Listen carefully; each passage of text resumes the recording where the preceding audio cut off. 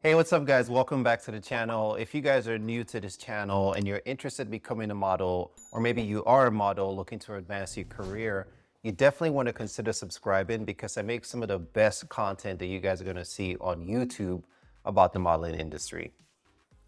All right, guys, so I know it's been a while. I've been working on some really great content for you guys, so stay tuned. A lot of great stuff is coming up that I don't want to talk about just yet. All right, guys, so in this video, I had the great pleasure of speaking with Ashley Stetts, who's the founder of Stetts Model Management. So Ashley herself was a model before she started Stetts Model Management. Stetts is actually one of the top agencies when it comes to diversity and inclusion. They also specialize in fit modeling and fitness modeling. So if you guys are interested in fitness modeling or fit modeling, take a look at Stetts. They're located in Miami, New York, and LA. So guys, I know this is a long video for YouTube, but I promise you it's going to be worth it. I thought about dicing the video up into smaller sound bites, but I think it's best served as one long piece, right? Because there's a lot of great snippets of information that Ashley was so kind enough to provide. Again, this is really great information for aspiring models and also models who are already working and looking to get more work or looking to take their career to the next step, right? So this is going to be an audio only interview, so just listen to it like it's a podcast. Everyone who becomes a model has the dream to be a runway model. If you have a dream to be a model, you picture modeling of Balenciaga and Louis Right. Vuitton. It becomes very tricky as an agent because people have to realize that those brands maybe every once in a while they'll do something that's more streetwear and it will be Pharrell and it will have that more edgy, but they're still hiring 6 foot tall, size 0 models. Yeah, So if you look in Europe has still not gotten there, and absolutely. these fashion houses are located in Europe. They're being run by European companies and headed by European people and designers. And they still have this very typical thing of they want their clothes shown on models that are 6 feet tall and 0 pounds. Yeah. So it's just, I think that it gets a little bit hard for us because it's like, do you want to be a working model or what's the concept? So I think that I'm straying from your question a little bit. Your question was, how does it end up growing?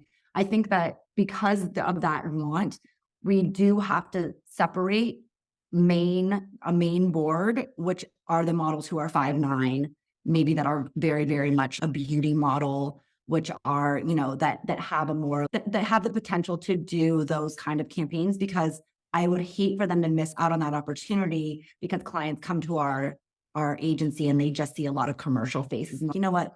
This isn't the agency for us that we're going to be able to find the girl for this campaign, or that we're going to find the girl that's 5'9", 5'10". So we Yeah. separated that category so that we are not missing out on opportunities for those models that are in line with that, because, that's what everybody wants to do. And unfortunately, if you're 5'4" and you're a size 10, you're going to work doing commercial stuff and we're going to be making you money, but you're probably not going to be working for Louis Vuitton or, Fendi. It's just, that's not the kind of model that they're casting. Historically, they have been, and hopefully they do one day, but that's just not still the temperature in Europe. So I think we all have to just kind of be cool with that. And just, I will say though, we do have some London agencies who are meeting our talent and who are realizing that there's a gap to fill. And so we're able to place some of our models over in London now. So it's Oh, wow.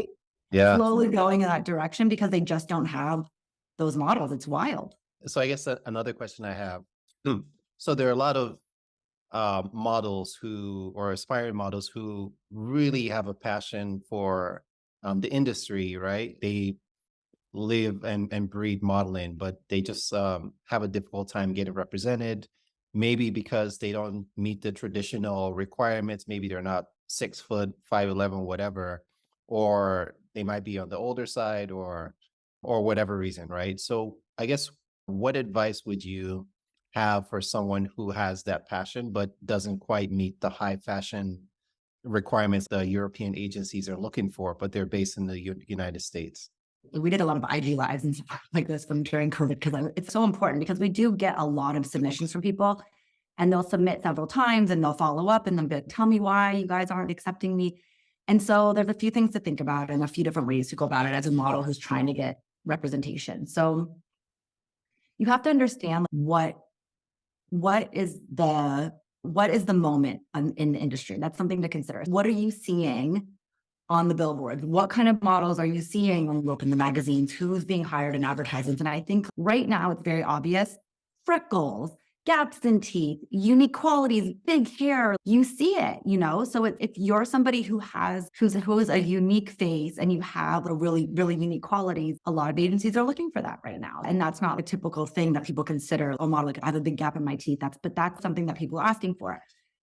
A lot of the time that there just has to be something that differentiates you. If you look a lot of other people, there has to just be something that differentiates you. Otherwise, it's going to be very easy for an agency to be like, we have 3 dolls that look like this already, And another way to differentiate yourself is by having a really strong book. So, I think that if you have just great digitals and that's all you have a budget for, then go and take some great digitals, no filter, beautiful natural light. Make sure you just look amazing. You show different looks to agencies, some smiling, some smizing, some serious, some whatever. You have to show that there's some range. Sometimes we get submissions and it's literally the same face in every photo. I literally have no idea what you look like when you smile. Then clients are going to expect you to smile sometimes, Right. So it's, I think that and if someone has professional pictures, that already gives them a little bit of an edge because it's less work for the agent. So if we get brand new faces that are maybe we're not quite sure, is this person going to work? If they already have a book or they already have images that are usable and high quality, it makes it easier for us because we can at least give them a try, right? Let's see what happens because we're not going to be putting a lot of work into developing them. It's not going to take all of our resources to create this model because they're already kind of halfway there, partway there. We can see how clients react. And if you're just not, and if you've done the things and you've been submitting them, maybe you're submitting to the wrong agencies. Maybe you're submitting to the Fords and Willeminas, your dream agencies, and maybe it's time to take a step back and be like, okay, these agencies are not into me. What are some smaller, more boutique agencies or more super commercial agencies that might take a look? It's even within New York, there's so many agencies that are smaller agencies, and you can just go to the board. You can go on their boards and you can see. A lot of the times they'll have a really big board. And that's the kind of agency that will probably try you out, and see if it works. And it's worth just trying that. And if that doesn't work, then just represent yourself. Just go on casting networks, make a profile and submit yourself for jobs. You know what I mean? I'm all about people being hustled. If you want to model, you don't have to have an agency to model. You can go and represent yourself. And yeah, you're probably not going to get the same kind of rates that an agency can get you. People are going to take advantage and throw in extra usage, but at least you're modeling and you know what I mean? So don't let anything that kind of deter you if that's what your dream is, Yeah, I think you made some really good points there. And ultimately, the most important part is to be a working model, right? Whether you're self-represented or represented by, Ford, Wilhelmina or whatever, or you find You can be with Ford and sit on their board and not work all year. exactly, yeah, A lot of models, the sad thing, and what we see all the time, and it makes it so hard for us, is models would rather sit on the board of an agency that they think is prestigious than be with an agency that's maybe not, even an agency like Stetts, that where you're working, but they would right. trade to be with that name and literally sit on the board and not work because they get to tell people that that's the agency that with. It's such an ego thing in this industry. It's so tricky, but it's something that people have to just keep in mind that do you want to be a working model? Like, is that what you want? Then don't have your ego involved. You know what I mean? And that's a real challenge, I think. Yeah. So I guess that brings me to another point. So a lot of aspiring models, right? They actually invest a lot in photography and getting those digitals, or sometimes even in paying for modeling schools where they learn how to pose and walk the runway and things like that. How much would you suggest, or I guess in your opinion, do you think it's a wise investment to spend all that money getting trained before you get signed, or before you even know if you even have the qualities to become a model? I think any model, if you're starting at zero and you haven't spent any money and you haven't invested anything, the first thing to do is just get in front of a big window and have someone take some really beautiful digitals of you in hardly any makeup, very natural, and shoot those out to all the agencies, like that. And that's cost $0. You know what I mean? So it's like, and go on the agency, like every single agency has model digitals on their website. That's what blows my mind. People will literally send us filtered photos and pictures that are dark. And I'm like, you can literally just go on our website and see what digitals look like and just send us those digitals. If you've applied to agencies using your digitals and you're like, I'm going to keep going, I'm going to keep trying here, then I do think it's worthwhile to invest in a photo shoot or invest in a movement class, just like you're saying. I don't think it's expensive. In New York, there's a photographer who actually worked for us shortly named Lydia Hudgens. She does a movement class where she just kind of spends the day showing different movements, what to do with your hand, things like that. You can even Google this stuff though. All of this stuff is available. Even people might find themselves on your page, this stuff doesn't have to cost money. There's a lot of free resources out there about movement, about, things to do. I do think that sometimes you can find photographers on Instagram and ask them what their rates are. If they want to do a test for trade, which is a creative exchange where they can use it for their book, you can use it for your book. The problem with free tests is like you don't know what you're going to get, quality wise.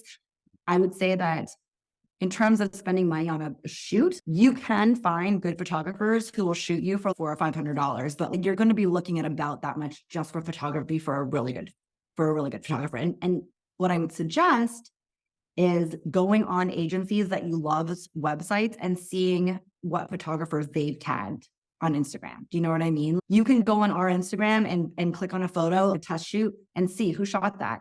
Now you know who the agencies are using for their testing photographers.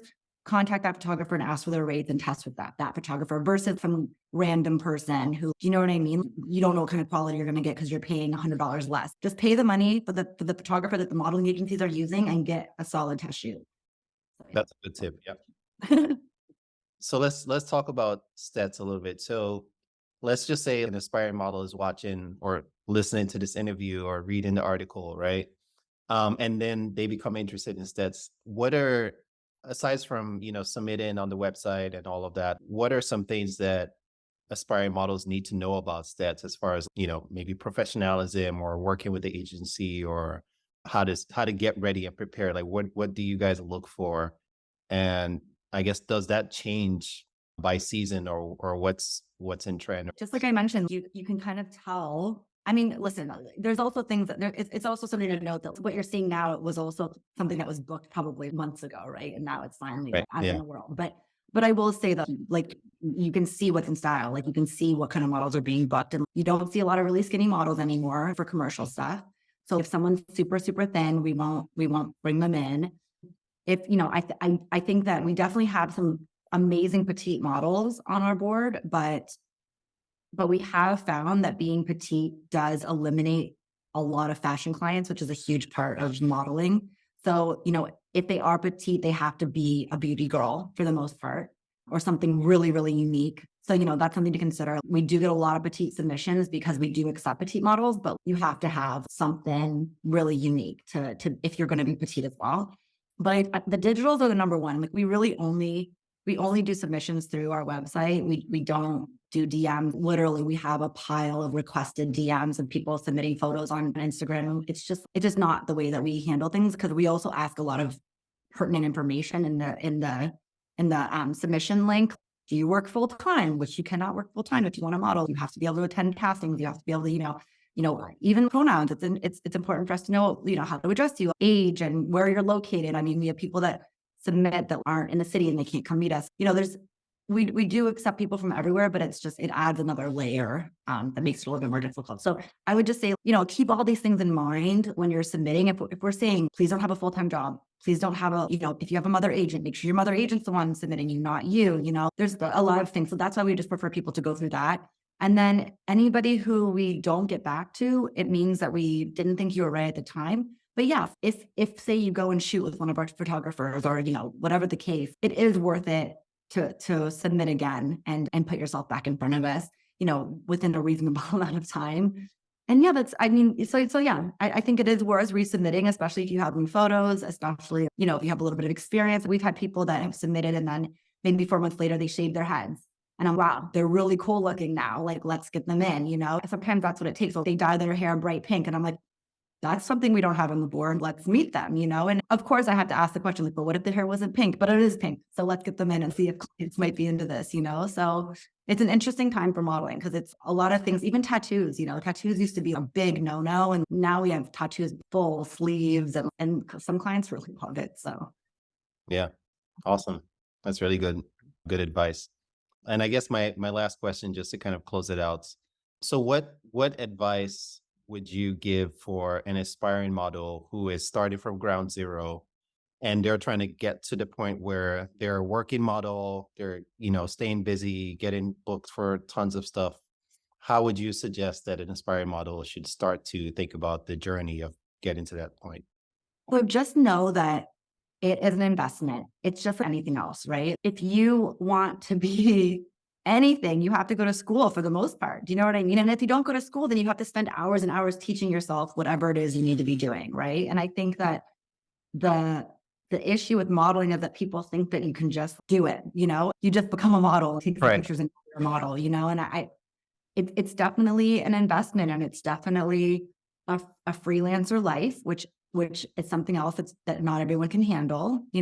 It's any freelancer can admit that some months you're booked and busy, and some months you literally are just praying for the next booking because you don't have anything. We do encourage all of our models to have something else going on. Thinking that you can quit your job and model full time is really not something that we suggest, because it takes time to build your book. It takes time to build your client list. All of these things take time, and you have to be prepared to continue to shoot, continue to invest, continue to trust your agents. I think that you're gonna have to be spending some money on the front end to take photos. I think that agencies should not be asking you for any sort of fee. We hear about agencies asking people to spend money to sign up with a sign up fee or something just to get started. That I have no idea what that's about, because it shouldn't cost any money on the front end to sign with an agency. But yeah, the only thing that we ask our models to do is to shoot. You have to invest in a shoot. And we've gotten to the point now where we want our models to all look really elevated. And so we want them to spend the money on styling, on hair and makeup. Don't do it half-ass. And that ends up sometimes being like, a lot of the times actually it ends up being over $1,000 for their first shoot, or for a shoot, because they're paying $500 to $600 for the photographer, $250 for the makeup, maybe $300 or $400 for the stylist. But the styling makes all the difference. A really well, beautifully styled shoot can look really high end versus you wearing a white t-shirt and jeans, So I think it's helping models understand that it does cost some money, and it does, take some leaps of faith, but have something else going on in the background. Work as a hostess, work as a server, have something else so that you're literally not putting the pressure on yourself as well, because it's too much pressure for your agent, and it's too much pressure on you as a model to be like, I have nothing else going on, and I'm just waiting for you to give me a casting. I'm just waiting for you to give me a booking. I think that modeling should be fun. And that's what I always tell our models. This should be fun. This should be something that it's exciting. And when you book that job, you're like, yeah, like this is amazing. I booked something. Not like, I need to book something. I need to book something. Because then you start judging yourself. You start feeling less than. You start having mental health issues, because it's like you've tied your sense of being into that next booking or what kind of clients you're getting. It's like, have something else going on and let modeling be fun. Give yourself that experience, So that would be a big recommendation, because I think that models they make this something so much heavier than it should be, So yeah, so hopefully people can take that advice, and hopefully that's helpful. All right, guys, so that's it for this video. I know it was a long one. If you have questions, drop them in the comment box down below. I'm also going to leave links to Stetts Model Management, their Instagram page and their website in the description box down below. So definitely check that out if you guys are interested. Don't forget to leave a thumbs up if you like this video. I'll see you guys in my next one.